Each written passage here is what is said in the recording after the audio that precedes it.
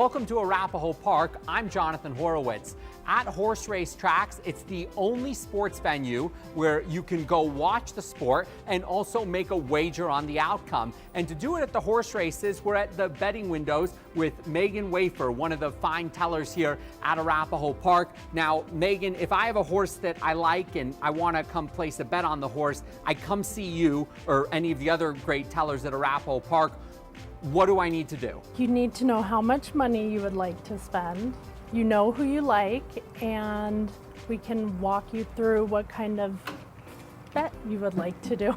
So if people don't know how to bet, can they come to you and you can explain it to them? Yeah. Okay, so walk me through some of the bets that we can make at the horse races. There is a win bet, a place bet, and a show bet. So win is the horse has to finish first. Has to finish first. A place is first or second. Okay. And a show is first, second, or third.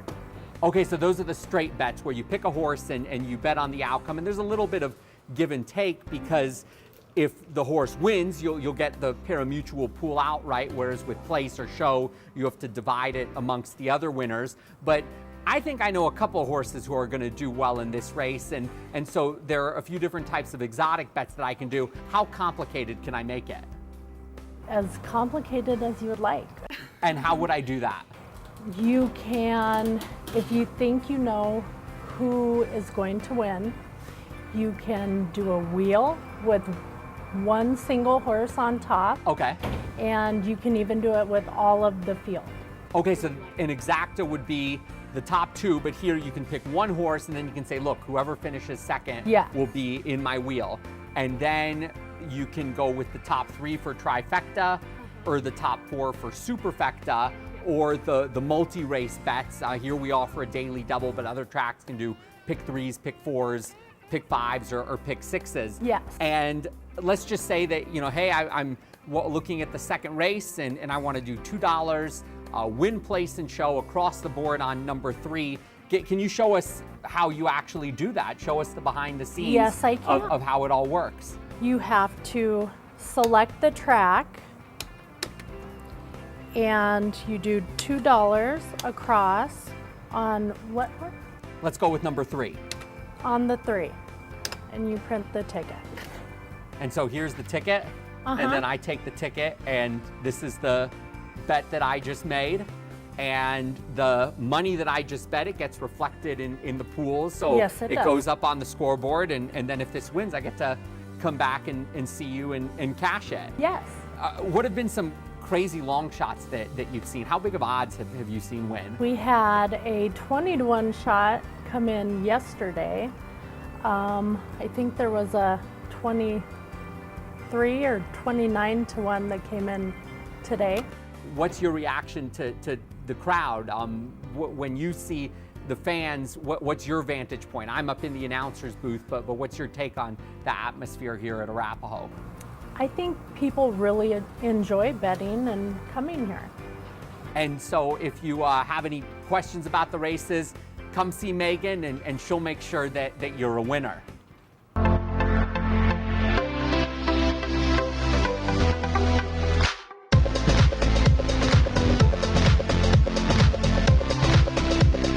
Nighthawk Ranch. Nighthawk Ranch is located in Guffey, Colorado, and we buy Mustangs from the BLM and we train them for use with these kids that are recovering from cancer. It's like a team from day one, the kid and the horse.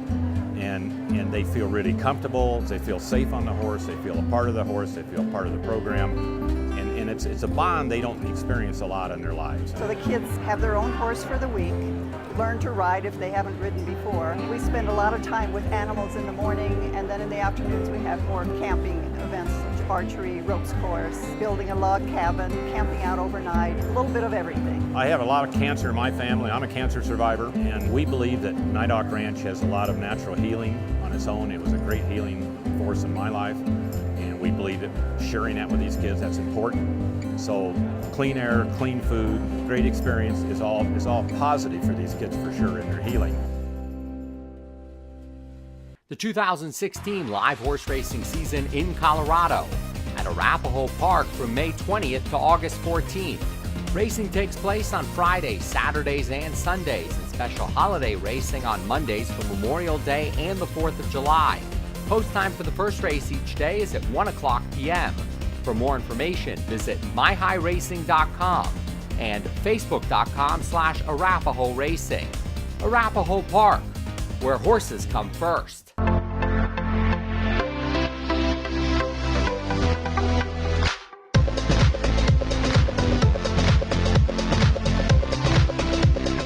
Horse racing is one of the oldest sports in the United States, coming to these shores in 1665 with the first racetrack in Long Island, and Saratoga Race Course has been open since 1863, making it the oldest sporting facility in the United States. One of the big things that horse racing has that other sports don't is the gambling, and it's pari-mutuel wagering where the fans are very interactive and their money is shown on the tote board as they gamble amongst each other. But that wasn't how it always was, and so I'd like to bring in a gambling expert, Dave McIntire, whose articles have appeared on ESPN.com and in Vice. He's also the author of the book Swimming with the Sharps, and from Denver as well. Welcome to Arapahoe Park, table 208 in the grandstand, where a lot of handicapping takes place.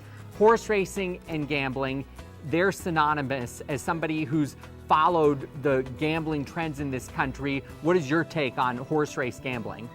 Well, I think it's an interesting point right now. Because of American Pharoah's success, you know, handicapping over years, it's been on a downward trend. There's fewer races and the overall handle has been on a downward trend. But with American Pharoah last year, that obviously was a kickstart in the interest in horse racing.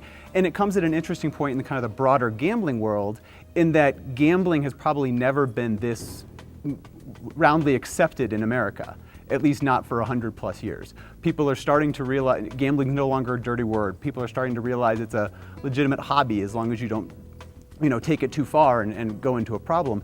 And so it's at an interesting point where, can horse racing and horse race handicapping take that next step and become, really become one of the main gambling pursuits in the country?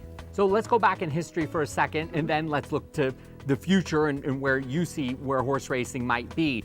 One of the big things about horse race wagering are the statistics associated with it, the charts, the past performances. And what we have here are some of the oldest past performances and charts in the United States. The daily racing form has been printed since 1894, and with the first chart book starting in 1896. This is the first set of charts, or the oldest set of charts that still is in existence from the Keeneland Library. And then here you have the past performances from 1906 for the Kentucky Derby. You also have a current daily racing form in front of you. What do you notice about the way that horse race handicapping took place 120 years ago, 110 years ago versus today? Well, I think the interesting thing is the core of the charts are the same. It, as you said, it's past performance. So it's a race-by-race breakdown for each horse, where they stood in the race, what the clock was at various segments, and ultimately where the horse ended up in the end race. So the core of it's the same, but what you've seen is the slow explosion, which is probably the case in every sport, where we've learned more and more over time. We've got just more and more data. You've got cameras on everything. So you're seeing an explosion of the same data, but at the end of the day, the core of it is the same. It's looking and understanding what distance they've run, when did they run it, how did they pace out, were they a slow starter that came on strong, did they fade late? The core of that is still the same. It's like a baseball box score. You can sort of look at the charts and imagine in your mind how the race was run, and that's from the 1906 Kentucky Derby. You have Sir Huon winning the race, and then you have the filly Lady Navarre. Now at this time when people bet on races, they were betting with the bookmaker, and then that became outlawed. And there was a period where horse racing, there was a question of whether it would continue because they weren't going to allow bookmaking in the United States. But in other countries, it's very different. So if you go to England and you bet on the races, there are still bookmakers. Here it's just the tote system that started in the 1920s. What's the difference between betting with a bookmaker versus betting on the tote? Well, and if you think about the other sports, like if you go to Las Vegas, the one place it's legal, when you bet on other sports, similarly, the bet is you're betting at a certain specific odds. So I may see something I like on a football game, and I like this point spread. Regardless of what happens after I lay my bet, and that point spread ebbs and flows, I've locked in what I'm going to get paid out. And that's the exact opposite of the pari-mutuel, right? The pari-mutuel, it's an open market, and no matter what I bet at, it closes at the end at a given number, and that's what my payout is. One of the other big evolutions is not just being able to bet on races at the track, but you can bet on races from all around the country. So as we sit here at Arapahoe Park, we're watching a race from Santa Anita, and so you have the odds being displayed on the TV, the same that they'd be displayed on the tote board. And indeed, you may like this 6 horse at 4-1, but those odds could go up to 5-1 or could go down to 3-1. Where do you see horse race wagering heading in the future, and perhaps what recommendations might you give for horse race wagering? Well, one of the things we've talked about, and one of the things I just wrote about, was the rise of the tournament handicapping. And essentially you come to a park like Arapahoe Park, or you have an online website run a tournament for a day, and you make an entry fee, and then you just do wagers throughout the day, and there's structured wagering in a lot of ways, and whoever has the most at the end of the day wins this tournament. And what we now see is everyone that does a qualification will actually go to the National Handicapping Championships in Las Vegas every January. And you get the 160 best handicappers in the country in one room, and they spend 3 days in this structure wagering on various races. And at the end of the day, the winner comes out and is handed an $800,000 check. And I think the interesting thing about, to me, the most interesting thing about the tournament handicapping is it's very similar structurally in what you're looking for strategically to daily fantasy sports, which has been such a huge topic over the last year. A lot of the assets, or a lot of the things you do to do well in daily fantasy sports applies to the tournament handicapping.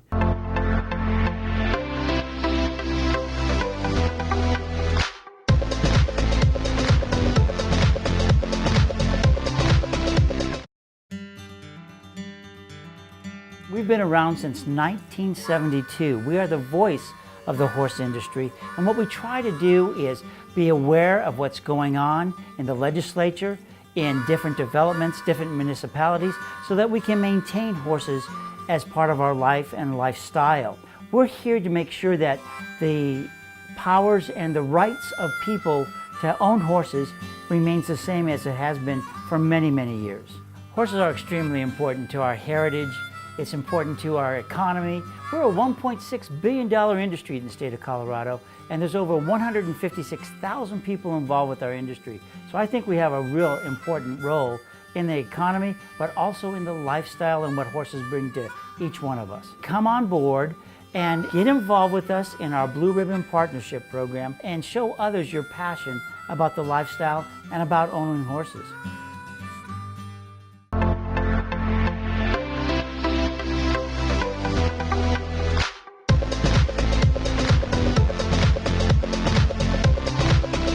Is there something revolutionary that horse racing could do to change the wagering that's offered at racetracks?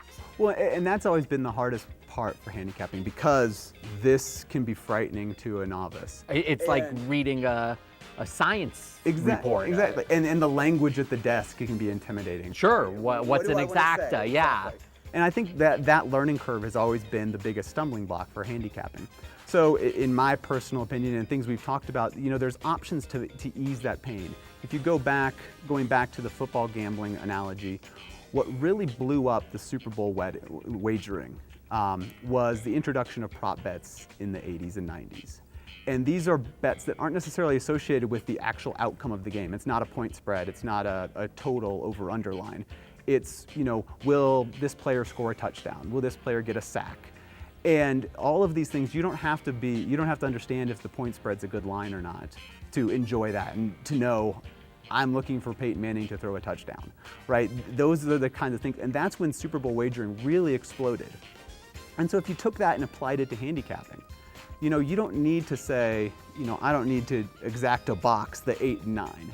What if there was a bet on will a gray horse win today at the races? Yes, no, and with varying odds. Or how many races will jockey A win today? Over, under, 2.5. There's options like that, so that it gets people interested, and they aren't overwhelmed by this or having to learn the language at the desk. And that not only can be something that is enticing for the casual player, but at the same time, you can actually look through the program as a serious horse player and say, okay, there's a pretty good gray horse in this stakes race. Maybe today is the day for grays.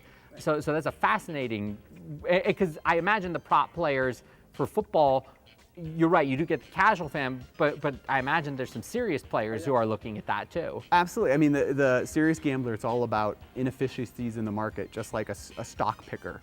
And so I was there a few years ago, the night the largest casino, Westgate Casino in Las Vegas, they have a list of roughly 350 prop bets they put out for the Super Bowl every year. And does one person make the odds for that? Because it's not pari-mutuel. It's not pari-mutuel. No, it's like a 5-6 person team, as I understand it, and a lot of them roll over from year to year, so they have to just adjust the numbers. Horse racing, you could make it pari-mutuel. You could, yeah, you could.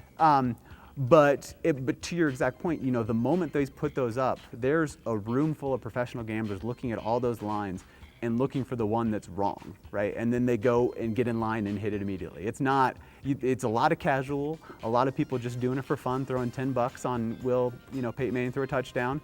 But there's a lot of people saying, that number's wrong, I'm going to go wager on it before they adjust and fix it. So let's come up with a couple of prop bets for horse racing. Will a gray horse win a race? You said over under on like a jockey's wins for the day. Number of jockey wins. You could even do, gate number. So roulette, kind of like evens or odds. Right, evens odds are 1 to 5 and 5 to 10. Things like that. You could, if you get a trainer throughout the day, you could do the same thing as far as the jockey wagering. You could do silks. What colors, or will a purple silk win all day? Things like that. I wonder if you could even bet odds within odds. Will a horse above 10 to 1 win, or will a horse below 10 to 1 win? Absolutely. I know the funny thing is when you start to do that, several years ago going into those Super Bowl prop bets, there's now wagers on what will Vegas's total Super Bowl betting handle be on the Super Bowl. So you're literally betting on people betting on a sport, and exactly the same thing, yeah. Will a long shot over 20 to 1 come in today? You've got to find a way to, ease that learning curve and bring in those new folks, whether it's, the daily fantasy guys that are looking for an edge, or whether it's the casual person that just wants to come in and have fun on a Saturday. You've got to find a way to, ease the learning curve to bring all of those people together.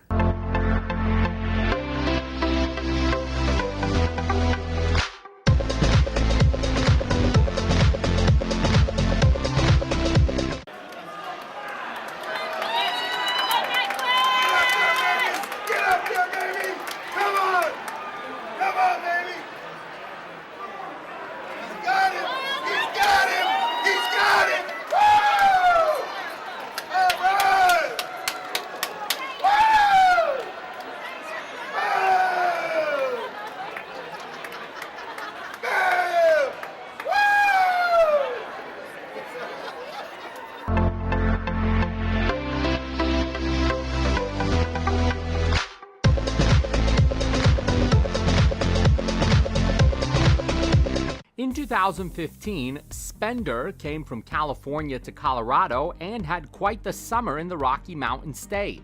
Owned by Aislinn Vences, trained by Miguel Pena, and ridden by Russell Vishrilli, Spender captured the $92,000 Rocky Mountain Derby. Gates open, the Rocky Mountain Derby is underway. Sweet Solid Rock with a perfect beginning. The fastest qualifier goes to the lead. From Spender and the Red Silks on the inside, PYC Showdown trying to run on with BP Mariah's Heroine. Here's Spender coming through for Russell Vishrilli, grabbing the lead from Sweet Solid Rock and winning the Rocky Mountain Derby. Then he took the cash in the $144,000 Mile High Derby to cap an undefeated run of 4 races at Arapahoe Park. Spender getting going down the outside in the pink, and here comes Spender, the Rocky Mountain Derby winner with giant strides, traveling smoothly, passing Toshiyoshi. Spender and Russell Vishrilli win the Mile High Derby. This year, it's Air Force One, who's flown to new heights since coming from the Golden State. Representing owner Vences quarter horse, trainer Alejandro Chavez and jockey Ramiro Garcia, Air Force One dominated the Adequan Arapahoe Derby Challenge. Gates open. The Arapahoe Derby Challenge is underway. 3 Olives and Smoke stumbled, has a lot of work to do. Royal Quick Eagle going to the lead. Air Force One running strongly on the outside, and then Turner, Loose Foose, and Persistent PYC. It's Air Force One taking flight and kicking clear for Ramiro Garcia. Air Force One is the winner over Royal Quick Eagle. Photo for third place, maybe Fantastic SA, and an unlucky 3 Olives and Smoke. Then he posted the fastest 350-yard qualifying time for the Rocky Mountain Derby to be run on Saturday with a purse of $99,000. Gates open. The 5th trial is underway. Air Force One off a step slow, but now quickly recovers and takes off for the lead. Unforgiven B down the center, and then La Santita Corona in between that pair. But look at Air Force One and Ramiro Garcia go. They've pulverized the field, kicking well clear for another dominant victory. Air Force One defeats Unforgiven B and La Santita Corona. His competition in the finals includes the 2015 winner of the Rocky Mountain Futurity, Colorado-bred 3 Olives and Smoke. Gates open. The Rocky Mountain Futurity is underway. Not the best of starts for 3 Olives and Smoke. Has some work to do to get to Who Dat on the outside. Let Her Be on the inside, and Eagles Camp trying to run through. Now 3 Olives and Smoke getting going, passing Who Dat, kicking clear for Stormy Smith, and 3 Olives and Smoke wins the Rocky Mountain Futurity. However, 3 Olives and Smoke, who was compromised when he stumbled at the start of the Arapahoe Derby Challenge, was upset in the Rocky Mountain Derby trials by Silver Citizen. 3 Olives and Smoke's John Hamus trained stablemate, That's a Fact Jack, won a Rocky Mountain trial race. Gates open. The 6th trial is underway. A swift beginning for Devil's Painted Bag in the center. That's a Fact Jack on the inside. And then Give Me a Reason Baby and In the Air Tonight as they race through the stretch. Eagles Camp is starting to let loose down the outside. It's That's a Fact Jack with the advantage, and That's a Fact Jack pulls away from the field for the victory. But Chichinator will try to channel his namesake's knack for finding the finish line. Former Arapahoe Park leading quarter horse jockey Elliot Bachicha Jr. Gates open. The 3rd trial is underway. A quick beginning for Danny Boy. Springs out of the gates and heads to the lead from Bachichinator to his inside. Then Silver Tarzan along the rail. Bookish trying to run on down the outside. Here comes Bachichinator, and Bookish is running a good race too. Bachichinator and Bachichinator will hold on for the win over Bookish. Photo 3rd place, Silver Tarzan and Danny Boy. Now to Sunday's $117,000 350-yard Rocky Mountain Futurity for 2-year-olds. In Cahoots flew under the radar when he sprung a 23-1 upset in the Cherry Creek Futurity on June 5th. Gates open. The Cherry Creek Futurity is underway. A sharp beginning for In Cahoots, going to the lead from stablemate Who You Know, Mary 1-0 down the outside, Carver's Corona and Stir Up Fun on the inside. In Cahoots and Alfredo Triana Jr. have the lead. Carver's Corona along the inside. It's In Cahoots who gets the win over Carver's Corona. In Cahoots continued his winning ways in the Rocky Mountain Futurity trials on June 24th. Gates open. 4th trial is underway. In Cahoots springs out of the gates. A great beginning for the Cherry Creek Futurity winner, being chased by stablemate Bruce Almighty, and then down the outside is, because it is what it is, it's In Cahoots with the advantage, holding on from Bruce Almighty, and In Cahoots powers away. In Cahoots and Alfredo Triana Jr., 3 out of 3 at Arapahoe Park. The top 3 qualifiers to the Rocky Mountain Futurity, Mini Mink, Bout Tree Fitty, and Who You Know, were all in the 1st trial. Gates open. The 1st trial is underway. Some scrimmaging on the inside. Who You Know avoids it and charges out to the early lead. Bout Tree Fitty running strongly along the inside of him. And then Kissin' Corona's in between that pair. Mini Mink along the rail. It's Who You Know with the advantage from Mini Mink and Bout Tree Fitty. They come to the line, a 3-way photo finish.